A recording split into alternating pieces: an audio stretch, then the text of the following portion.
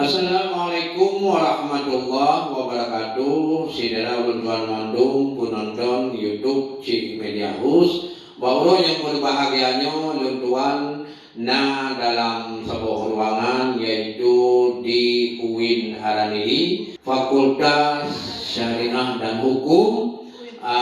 UIN Araniri di sini ada pelatihan Dodaidi, pelatihan kesenian. Saya bersama ibu-ibu PAUD Kota Banda Aceh dan adik-adik pelatih sanggar Kota Banda Aceh, dan juga ada sirah ya.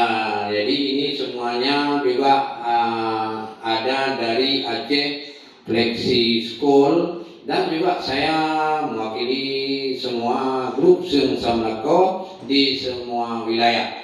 Jadi bawro yang berbahagianya kalau terlatih cara karang syair Dodaidi, juga kalau terlatih tentang bagaimana sastra Aceh. Tamu caki saya ibu-ibunya. Alhamdulillah, puja dan puji kepada Rabbi yang Maha Kuasa. Pada hari yang berbahagia ini, sosialisasi tentang budaya. Bagaimana caranya Dodaidi penting hansakri ke anak bangsa, belum anak-anak ABG, remaja putri-putri yang belum punya suami, penting lagoina. Ibu-ibu PAUD nyojet neuhi tak tari-tari kalage artis India. Beba oronyo hayahan sakti Dodaidi luar biasa.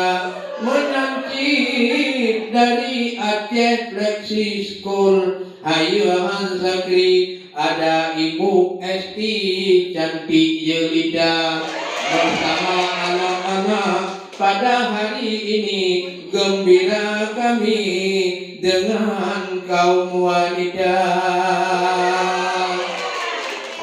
Tapi yang pentingnya sebagai tradisi, masalah Dodaidi penting lagoina ke anak darah-darah. Dan sosialisasi penting hansakri budaya bangsa, karena di sini adanya Islami. Ibu-ibu hai akhi guru pertama, gebi pelajaran ke anak bayi. Dodaidi syair baca selawat wujud di umi. Dodaidi nyaw anak mangat bahagia, mohon sampena menawak hai akhi. Taboh tradisi dah kembang tema, enau kemantong dari luntuan seniman tradisi. Wahai akhi nyaw Cik Media, uronyo tak senang ngon anu putra dan putri, tetapi khusus dalam ruangan ini semua wanita. Alhamdulillah, ini mendong sebagai cari kegembiraan dengan ibu-ibu PAUD dan anak-anak sanggar dan juga pelatih sanggar. Mudah-mudahan acaranya ikut gurita oleh Allah Subhanahu wa Ta'ala.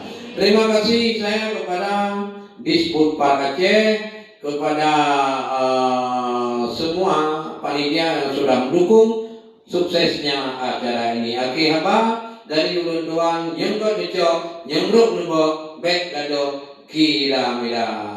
Wabillahi taufiq wal hidayah. Assalamualaikum warahmatullahi wabarakatuh.